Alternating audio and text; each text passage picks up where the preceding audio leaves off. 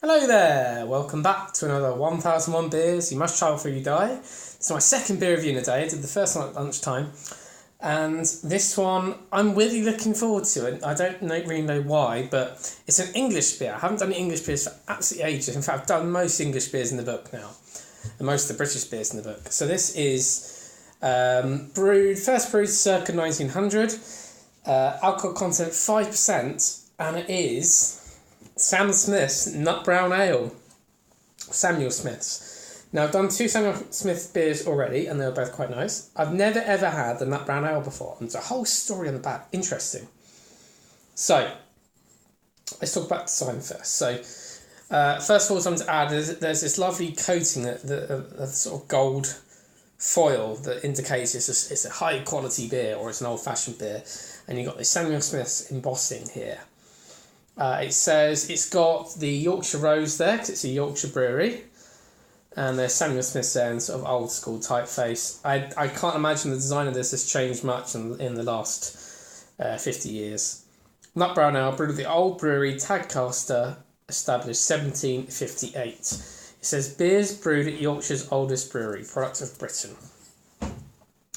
There's even a little picture here of them actually brewing it. That's interesting. So it's brewed with well water. The original well at the old brewery, sunk in 1758, is still in use, with the hard well water being drawn from 85 feet underground.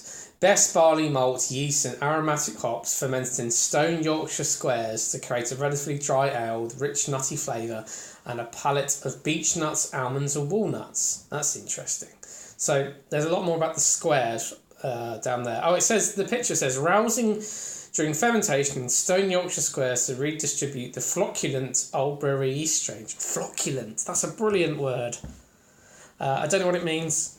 Brilliant word though. It gives you serving suggestion for loads of different types of food as well. Loads of, like, a weird selection of food. Serving suggestions: Stilton cheese, games such as roast grouse, pheasant, partridge, roast and barbecued duck, guinea fowl, pepper steak, spicy foods, teriyaki, Thai food, Malaysian and Chinese food, and biryani. What a random selection of food they've recommended there. How very, very odd. It's vegan. That's interesting as well. It's vegan beer, so it's not fined. So although I imagine it's probably not too. I imagine it's not doesn't come out unfined. So I'll go a bit more about the beer in a bit. Let's crack this open first of all.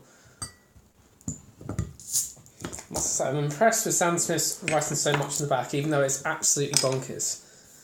I think Sam Smith have a quality to be a bit of a bonkers brewery anyway. Their owner is quite a character, Humphrey. Well, I recommend Googling about Humphrey from Sam Smith's. He's an interesting fellow. Oh, this might not all fit in one glass, so I'm going to have to come back to that. It's not fine, so I'll come back to the last bit later. Right. Great big, nice big head here. It says this ruddy brown beer is exceptionally clear in the glass, and that's interesting because it's vegan friendly. It must mean they use artificial finings. With a fine, persistent carbonation, the aroma really does have a nut-like quality, some toffee and earthy hop note. Let's go for the smell. It really does smell of nuts. That's really interesting. The only other beer I've had that smells like nuts is actually from this brewery here, Rebellion, which did a beer called Toasted Nuts, or Roasted Nuts it's called. That's very, very nice indeed. So it says medium dry, the nutty malt dominating, and a slightly woody quality to finish. So I'm just going to leave that sit for a minute. It says brown ale is a style of beer that has a strong regional association with the north of England.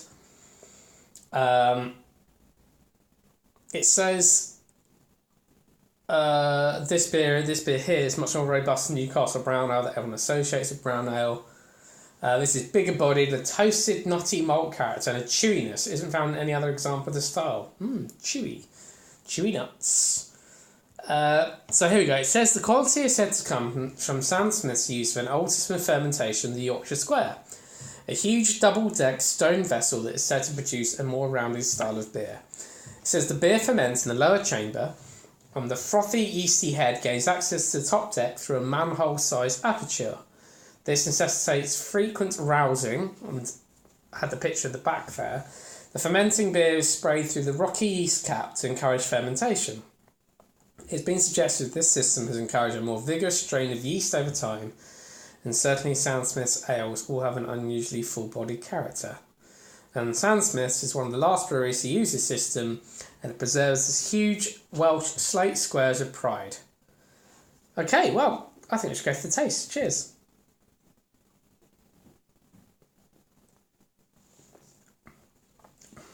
Oh, this is definitely a brown ale.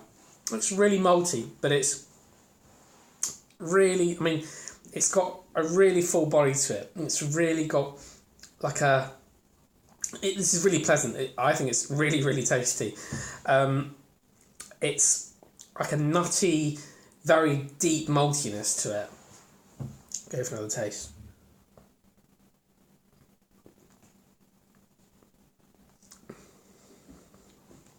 Almost like wood-like. It says slightly woody quality to finish, yeah. So this sort of huge malt character. And that's something interesting about this beer is it's not hoppy at all, but the malt is the strongest flavour. Because so many beers are now... it says at the bottom here, although modern drinkers are dazzled by ever brighter and more intense hop characters, Sandsmith's Nut Brown is a paragon of tradition. And that's very true. If you want a brown beer, this is brilliant. It's got a real depth of flavour to it you just don't get in... You get so much hops in beers now, which are brilliant. Love hops, but sometimes you want a different flavour profile, and this is completely different. No hops, but a huge amount of malt, nutty flavour, woody flavour, like really deep, really rich. Rich is the word I was thinking of. Like, sort of a real country ale feel to it. I can imagine this being absolutely beautiful on draft. Well, I don't think they do it on draft, actually, interesting. But I imagine this is really great in the winter.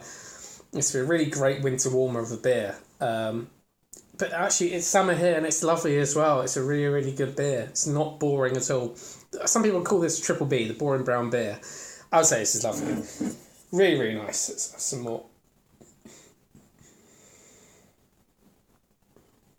There we go. Look at that. That is looks like a classic pint of English ale. When people think of real ale, they think of this. They think of what this looks like. This nice big foamy head, this brown beer, and actually this taste as well. Although this is far more interesting than, say, sort of actually the ubiquitous beers you now find. People wouldn't think of real ale. They think of Doom Bar, they think of Bombardier, they think of Green King IPA, which are the mainstays. Now you see them everywhere. You're not going to see beers like this or even taste beers like this very often. So the only beer that it's comparable I've had recently is the Rebellion, as the logo shows there. That's no coincidence I picked this glass, although the Sandsmith's beers glasses do look like this as well. The sort of, I can't remember what it's called, it's got a name, but anyway, you're not going to find this sort of beer style very often in modern pubs. Well, certainly not this type of brown beer. You really will find a Triple B sometimes. This is 5%, so it's got a lot stronger character to it anyway. I'm going to stop wanging on about this now because I'm now almost about to hit 9 minutes, so I'm going to go ahead and enjoy this. I really am going to enjoy this. Don't forget to like, comment, have you had this beer before? Let me know, and subscribe to my YouTube channel, and I'll see you for another beer review very, very soon.